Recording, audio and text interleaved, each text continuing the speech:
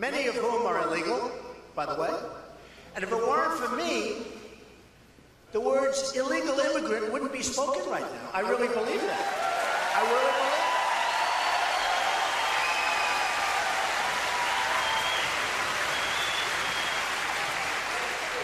it. It's so incredible. And then you have the killing of Cain in San Francisco. Beautiful Cain. And it's like, just happens. This guy came in 5 times, and the 5th time was a disaster for a family, a great family, a family that I've gotten to know a little bit, and a family that I've spoken to on numerous occasions, and a family that I don't think the president has yet called, which is incredible. He hasn't called. Think of it. He hasn't called. But it's a great family, and she was an amazing woman. And then we have Jamil, beautiful Jamil, a young man shot down almost in front of his father, who's going to the deli. Good student, great football player, maybe going to Stanford. The apple of his father's eye, who is a great guy. We had a news conference together. The father is like this incredible guy. Loved his son more than anything in the world. More than anything. And his son came back from the deli, and he called the father. He used to call him old man. Old man, I'll be there in 3 minutes. From the deli. This beautiful kid. And an illegal immigrant took a gun, put it up to him, shot him, and then shot him a couple of times when he was laying on the ground with his hands like this. Right through his hands he shot him. And we have sanctuary cities. And we have all sorts of methods, and it's so incredible. I've gotten to know so many families through what I'm doing. I've gotten to know so many families that are devastated, that will never be the same. You can never be the same. And so you look at that, and what we do, and what we have in terms of our leadership. And believe me, other countries are sending over people that they don't want. They don't want to use their prisons. They don't want to use it. They say, why should we use our prisons for many, many years to house really bad people when the United States will do it? The problem is they come over, and by the time they get into our prison, lots of bad things happen. So we have to build a wall. The wall...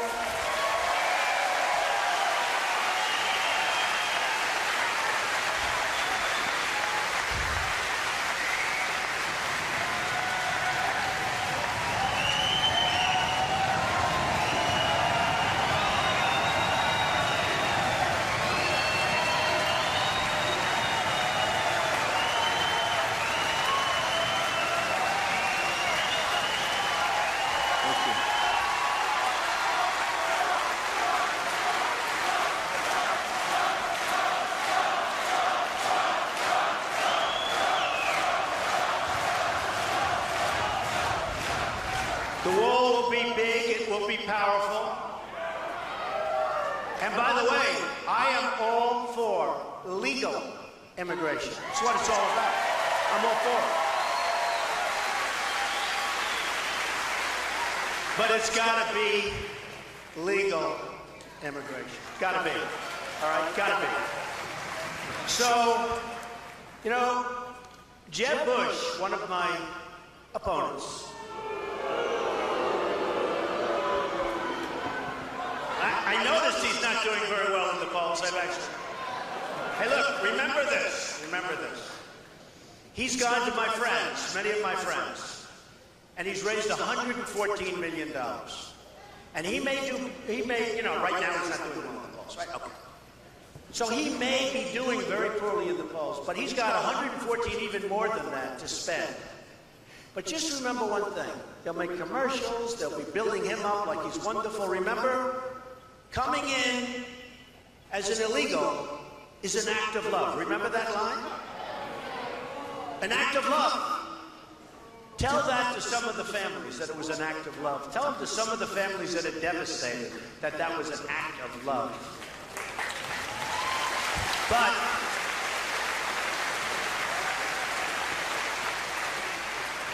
he's got 114 million now, I guess, plus. And he's going to be spending money along with other people. You have Walker, who was supposed to have a surplus in Wisconsin, and now they have a $2.2 billion deficit. And he's a nice guy. I supported him. I support all of these guys. You know, I support everybody. What the heck? I'm a businessman. I support everybody. They ask me for support. I support them. And you know what? If I call them in 2 years, 3 years, hey, I need some help, they're there. Okay, that's the way. But that's not really a good system. That's not good for a country. Because a lot of times the people that support these people, they need things that are adverse to the best interests of the United States. And nobody knows the system better than I do. I mean, look, I was on the other side. I'm telling you, 2 months ago, I started this, think of it, 2 months ago. And the media, look at all those people back there. Scavengers, they're like scavengers. They're like scavengers. So many. Hello. Scavengers. No, I see a couple that I really like. There are some that I really like. But the media doesn't tell it like it is. The media just doesn't tell it like it is. You know, I tell...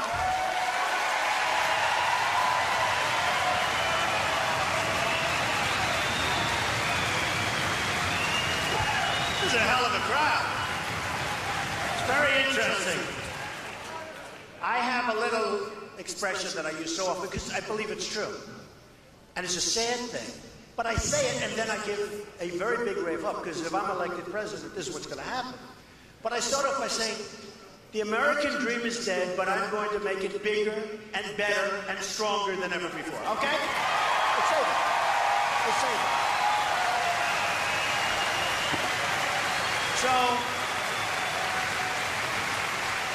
So I say it, and I say it a lot. The American dream is dead, I'm going to make it bigger and better. It's like supposed to be a positive thing.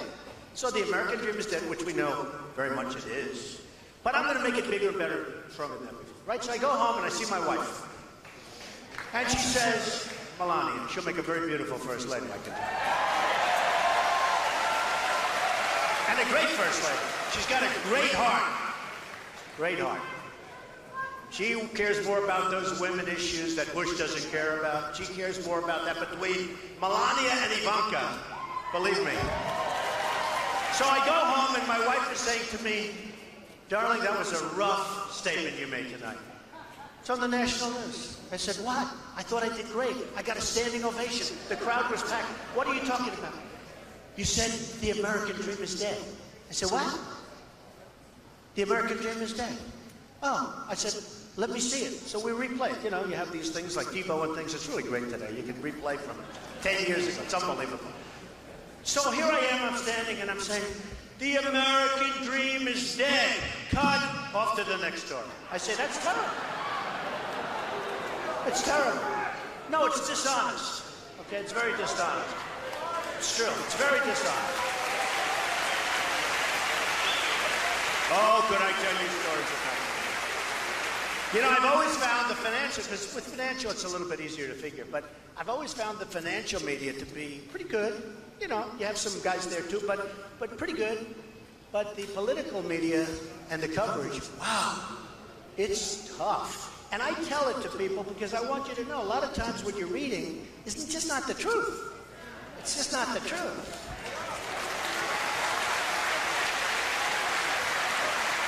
Now, the biggest problem with my saying that, you know, is that they will now go and report that Trump made a terrible speech, very unenthusiastic crowd. The place wasn't packed and there aren't 1,000 people outside trying to get in. But who can blame them? Hey, I'd probably do the same thing if I heard this. So, you look at what's going on at the border, where Mexico is absolutely, just absolutely destroying us at the border, and others. And by the way, not just that, they're coming from all over the world, people.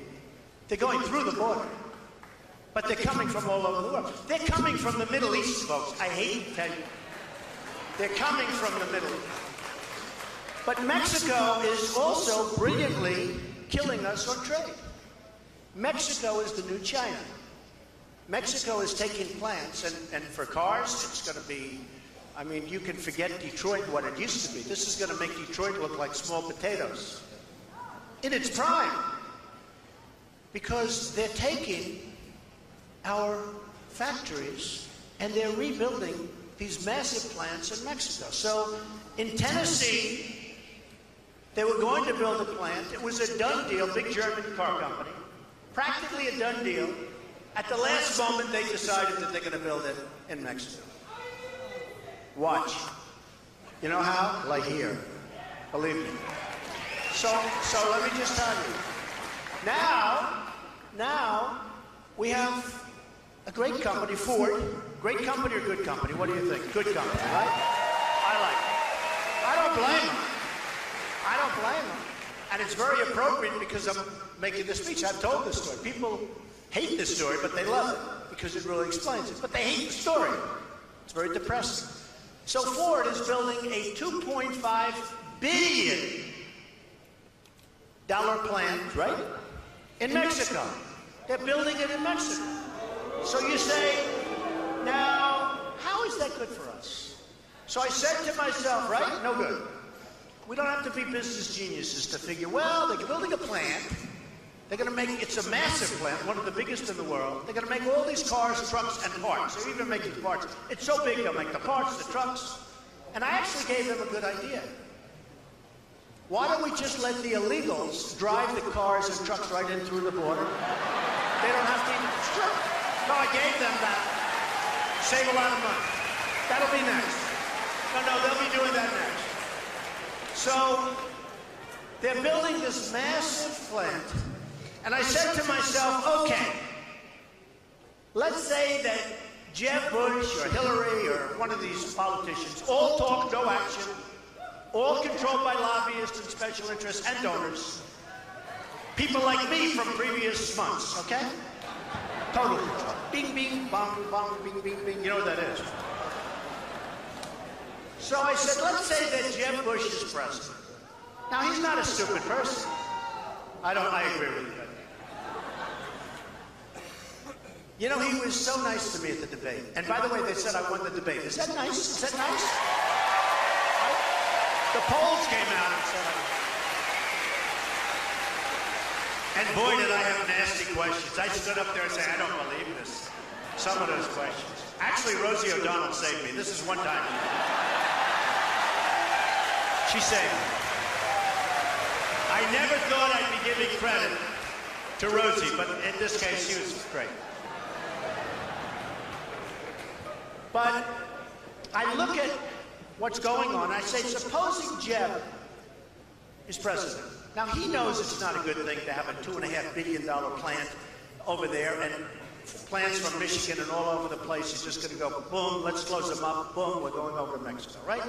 No tax, no nothing. Cars get made, no tax. So I said, what would Jeb Bush do? He'd probably say, that's not a good thing. And if he ever said it strongly, which he wouldn't because there's no energy there, no energy. We need energy. We need tone. You know, tone. We need tone. It's true. Jeb and Hillary, on the same day, they said Donald Trump has too strong a tone. Too strong. We have heads being chopped off because they're Christian in the Middle East. We have borders where people are being killed all over. The world is cracking up, and they're worried about my tone. I should be tone.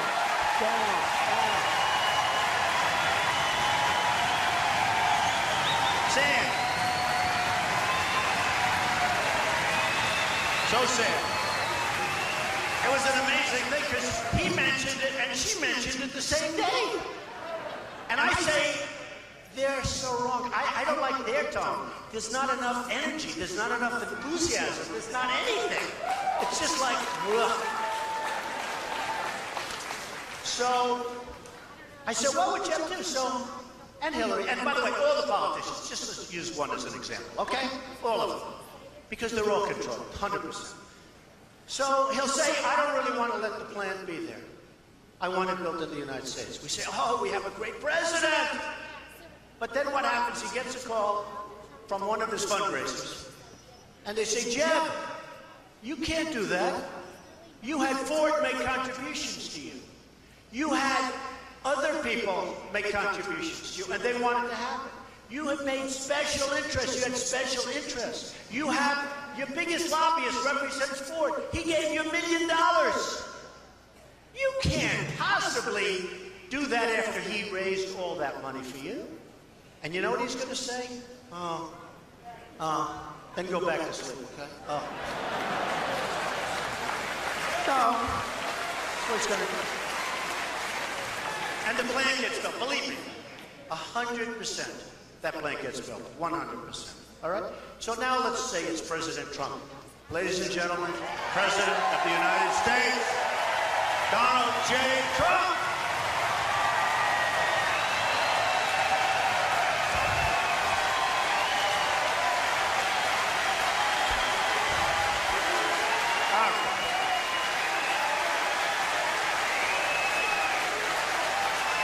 Enough about me, let's talk about you. Okay, so what's President Trump going to do, right? Well, I don't have anybody giving me money. I don't need anybody's money. You know, hey, they all said I'd never run. Then they said I'd never file my big form. Then they said I'd never file my financials. And I wouldn't because maybe he's not as rich as people. They turned out I'm much richer than people ever thought. I wanted to file my financials.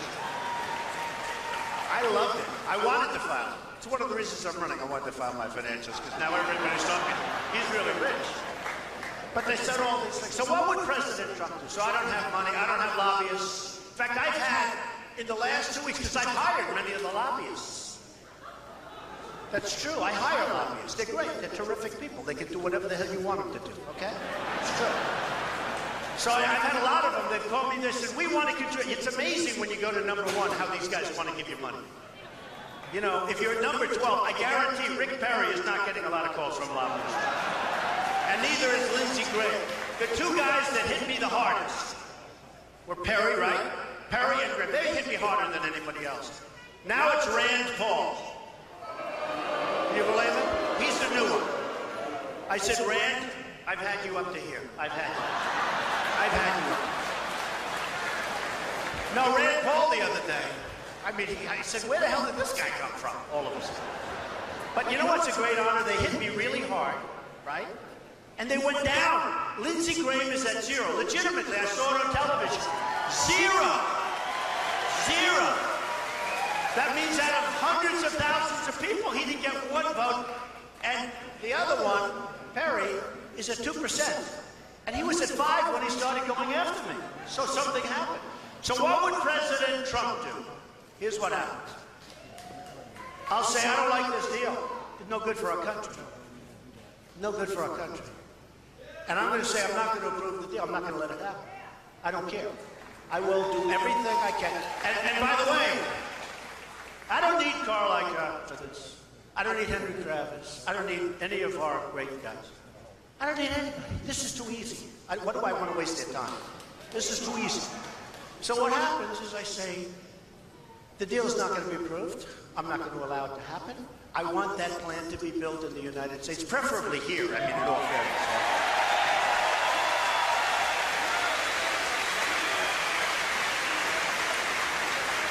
And here's what's going to happen. They're going to call me. Not going to be any good. They didn't give me any money. They didn't take care of me. I don't need it. I don't want it. I couldn't care less. And I'll get a call from the head of Ford. Nice guy, very capable guy, as you know. The new head, the old head was great. The new head is great. Great people. He's going to say, Mr. President, we have to get this done, blah, blah, blah. It's really good for trade. Yeah, good for trade. You know who's trade? Their trade, not our trade.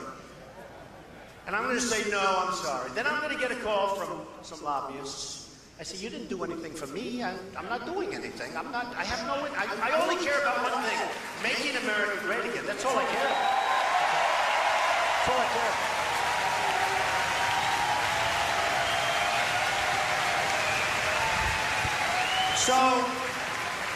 So my only question, I only have one question, is do they move the plant in the United States the same day, or will it take maybe a day later? Because that's what's going to happen. That's not even a doubt.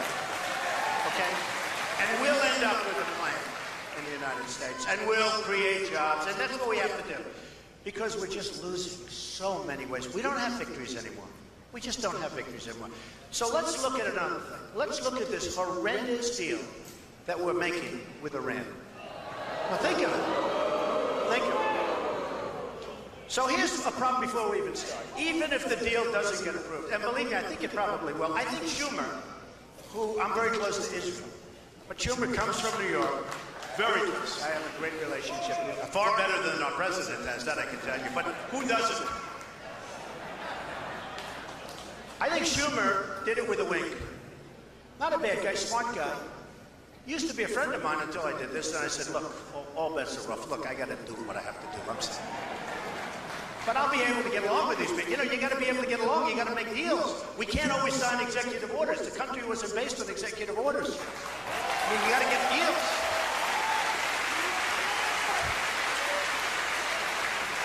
So I pretty much believe, I mean, I really know the New York City. I think they gave Schumer a little wave off. They said, look, you go ahead and oppose it, and this way you're friendly, and he has a large Jewish constituency, to put it mildly, the largest, and they said, look, you go ahead, go against it. We're going to win by, one vote or something anyway, and this way you can have either that or they're going to really take away all his power, one or the other. But I think it's the first. I think he probably got to pass, and I think that's the way politics works, and it's not so nice, but that's the way it works. But you take a look at this Iran deal, and this deal is one of the more incompetent things that I've ever seen.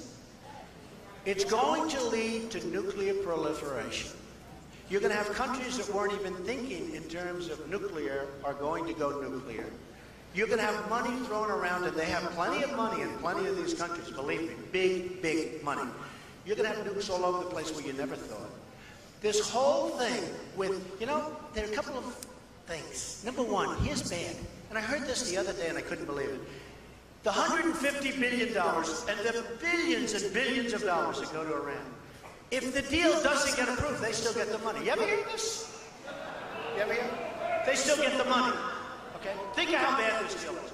We gave up everything. For what? We should have doubled and tripled up the sanctions and negotiated a real deal. Now,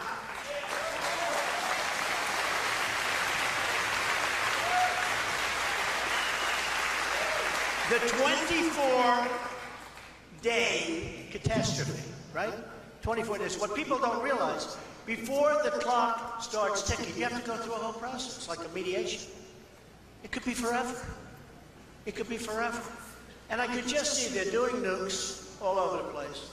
They get the notice, they fight them here, keep fighting, then the 24-day. By the time you get in there, you have a nice, beautiful space like this, except the floors will be painted nicer. Battleship gray, beautiful. There's no nukes. Battleship, you know what I mean? When I was little, I used to always paint my garage doors battleship gray for my father. Battleship gray. They'll be beautiful, nice, shiny battleship gray. It's so crazy. And you know, one of the things that nobody understands, and especially me, I wrote The Art of the Deal. Has anybody read The Art of the Deal? So, one of the things I don't understand, we have 4 prisoners over there. Used to be 3, now it's 4. Actually, when this long negotiation started, it was 3. Since the negotiation, this is the longest negotiation. Did you ever see a negotiation last so long? Right? Oh, he's got The Art of the Deal. Hold that book up, please. Okay. One of the great. That's my second favorite book of all time. You know what my first is? The Bible. Nothing beats the Bible. Nothing beats the Bible. Not even The Art of the Deal. Not even close. Okay. But you say to yourself, how do we have these 4 people, once 3, now 4? How do we have it? So at the beginning of this negotiation, first of all, you got to increase the sanctions. Then they say, oh, the other countries wouldn't do it. Well, it's called leadership. You got to get them to do it. Because this deal is crazy. And you know, those other countries are very much, they need us for lots of things. We have a lot of strength with those other countries. But, you know, when you get them and they say no, who wants this deal? This deal is a disaster. So what happens is you increase the sanctions and you let them know we're not ever giving you the money back. The money's never coming back. Okay? The money we're keeping. Okay? We're keeping. And, you know, people are saying, just like the wall in Mexico, these stiffs, these politicians, they're stiffs. You know what a stiff is? Stiff is a person, I'm saying to these wealthy people in the front row, you know what a stiff is? A stiff is a person you will not hire. That's what a stiff is, okay? And these stiffs, they say, isn't it horrible? Trump says about the wall. Or Trump says, he won't give them the money. Isn't that ridiculous?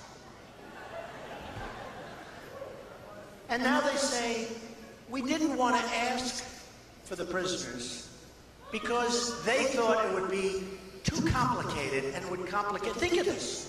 By saying, here's what you do. You walk in. By the way, it shouldn't be at the end. It should have been before the deal started. The end is like sort of a stupid thing, right?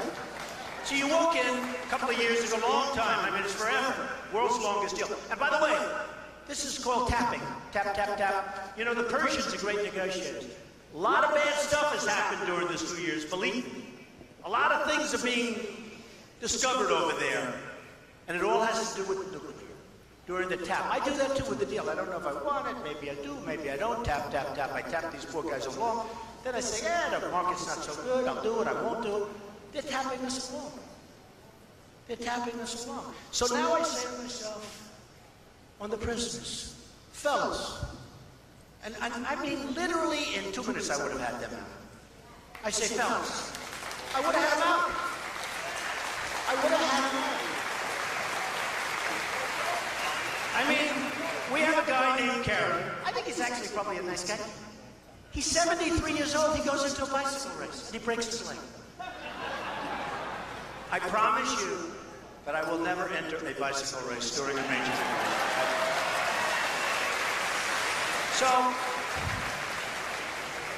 So I would have said, let's say it's me instead. Probably would have gone to do this one myself. I'd say, come on over to Washington. Let me tell you something.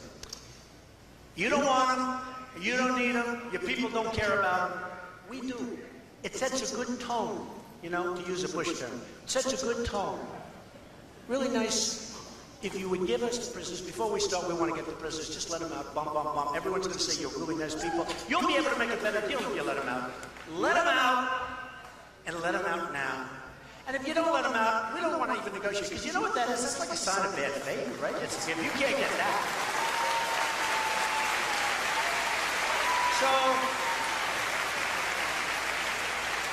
So they would give it. I don't say as sure as Ford. I gave that 100%, right? I would say this 99%. But if they didn't give, we don't even start. And then we just ratchet it up. Being war, sanctions, right? That's right. I love that lady. She keeps holding up that art of the deal. I love it. But we just keep ratcheting it up. They will give them. And we'll make a much better deal than we made. And we'll have a real deal. And I love the idea of a deal, by the way, because nuclear is a whole different world. That's big, big problems. You know, that's the biggest problem.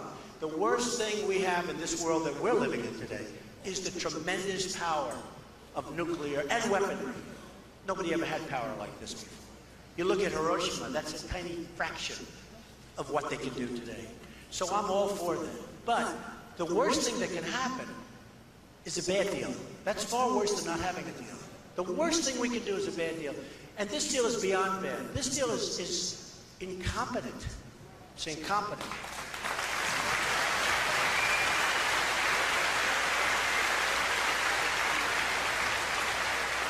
So I would get the prisoners back and I would make a great deal.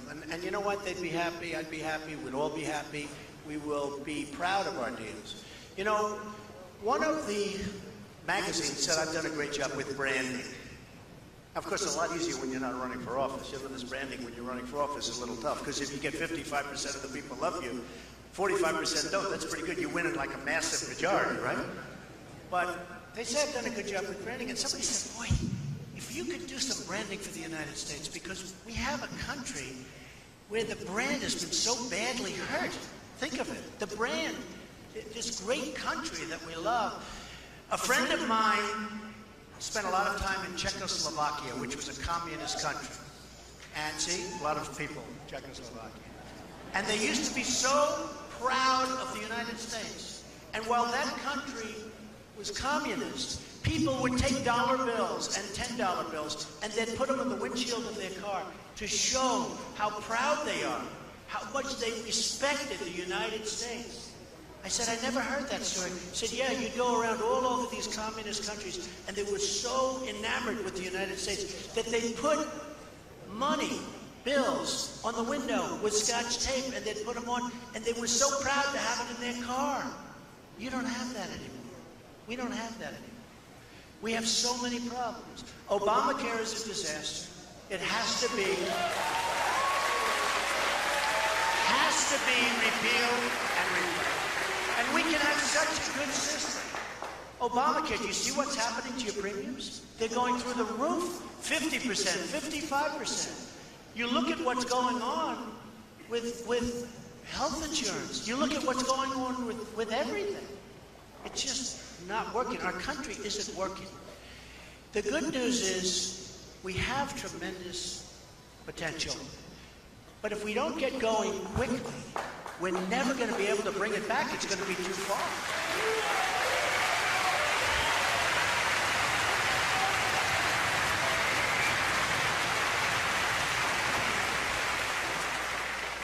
One of the things we have to do, I'm in the real estate business, I'm always getting listings of bases for sale, something's for sale, a military something is for sale. It's always military.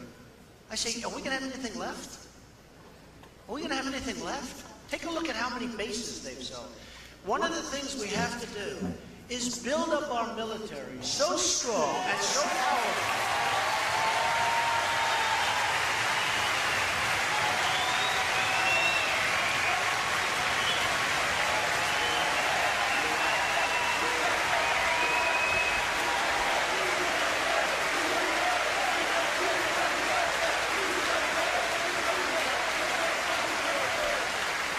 So strong and so powerful that nobody's ever going to mess with us. We'll never have to use it.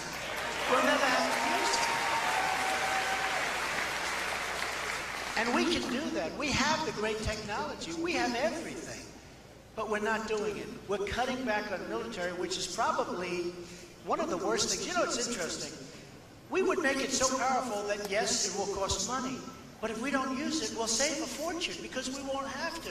Putin, who I would get along with very well, I'll be honest with you, he can't stand Obama. Can't stand him. Can't stand him. I actually get along very well with people. People say, oh, is he a nice enough person? A woman comes up the other day, and I made a speech, and everybody was going crazy, and she got up and said, but Mr. Trump, do you think you're nice enough to be president? Are you a nice person? And I said, I think I am. I love people. I love charity. I love a lot of things. I think I am. But I said, but you know what, ma'am? I really think this is going to be an election. People are fed up. This is going to be an election on competence. It's competence. It's going to be an election based on competence. So I want to build that military so strong, where Putin, 2 months ago, said something I never thought I'd hear from Russia, from a major country. He started throwing around the nuclear word. He said, essentially, they better not play around with us too much. We're a nuclear power. We have nuclear weapons. I couldn't believe I was hearing it. Just the mention of it was so bad. And our weapons, we don't even know if they work. To show you how stupid we are, they did a major television program, 60 Minutes, I don't know if anybody saw it, where they go into the silos. The stuff is old, it's rotted, the phone systems don't work, the wires going to the phones are all, they don't even know if it works. And I said, if I were Obama, I wouldn't be showing that. I wouldn't be showing it. And they got in there because Obama wanted people to see how bad it is so that maybe they could get some money to fix it up. How stupid is this? Our enemies are looking at this stuff with 44-year-old phones and wires that don't work. And the people, they're interviewing the people that are working these phone systems. And they're saying, no, you can't hear. He was afraid of his principles. He was a great president because he had principles, and he never wavered from governing with them. Ronald Reagan knew that in this country, the issue was not right.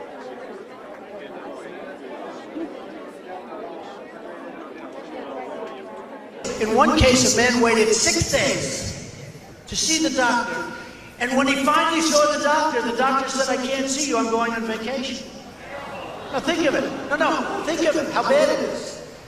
And this is our politicians, all talk, no action, politicians in Washington. Okay? They do nothing except talk. And the money we spend is incredible. It's like the money we spend on the vets is incredible. We can take such great care of them. I'm going to make that one of my priorities. The military, the vets, and jobs.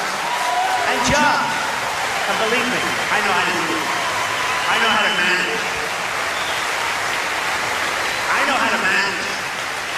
Because it's management. But we're going to take care of these people. We're going to take care of this country.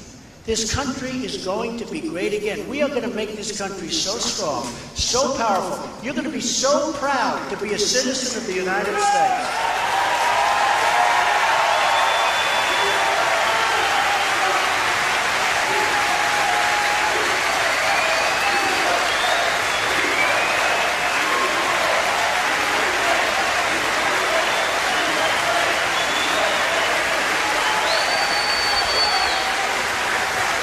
So,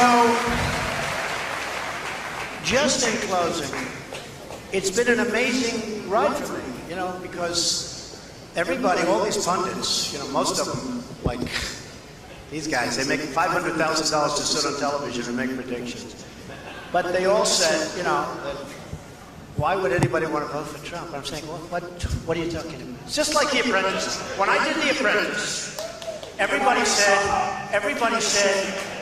well, why would anybody want to watch The Apprentice? Women will never want to watch it because why would women want to watch Donald Trump? I'm saying to myself, hey, tell me. And the show became one of the most successful shows. It became #1 for many, many evenings. The finale of season 1, season 2, season 3, one of the biggest shows of the year. Tremendous. Just like the debate, right? It's like The Apprentice.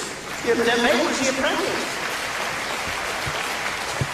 Somebody said, oh, we'd rather not have Trump in the next debate. You know who it was? My competitors. I don't blame them. I said, you got one problem, the television networks. Because it's called ratings. But it's like The Apprentice. And then The Apprentice became this big success. And one of the critics said, well, that show won't work. And you know, it was just signed to a 1-year contract and everyone figured it would fail. Well, it went on. It became this tremendous monster. And I was very proud of it. And I saved the reviews, I saved all of the stuff. It's the same thing now. And by the way, NBC, just so you understand, NBC hates me. I made them a fortune. But you know why they hate me? Because at the upfronts 4 months ago, they renewed The Apprentice. They gave it a big, beautiful renewal, 28 shows. I think it was 28, but a lot. That's a lot of money. Because in my documents, you saw that I put down how much money I make with The Apprentice. $213 million they paid me. Can you believe that? That's a hit. That means I'm a star. That's a star. So think of it. I know, but that's what I made. I mean, you know, I have to certify these numbers, 213. So now they renew The Apprentice. And I said to them, the head people from NBC came up to my office. And the head people from Comcast, NBC, and the reason I tell you this, they're going to check every one of these statements, the press. And if I'm wrong on any, if they weren't up, there's going to be a headline tomorrow, the Comcast never gave it. By the way, the head person at Comcast, you got it? And the head person, they came up to my office like 3 months ago, and they said, we renewed The Apprentice. I got a call from Mark Burnett, who's a great guy, from Survivor, et cetera, et cetera. And he's the guy, we did this thing together. He said, Donald, they renewed you. You're the only guy that isn't taking a renewal for a major primetime show. I say, Mark, I'm going to run for president, and I'm going to make our country great again. That's it. So, NBC is very angry at me, but here's the good news. I am really enjoying what I'm doing. I love meeting the people. I love meeting the vets. I love meeting the military. I've been meeting people that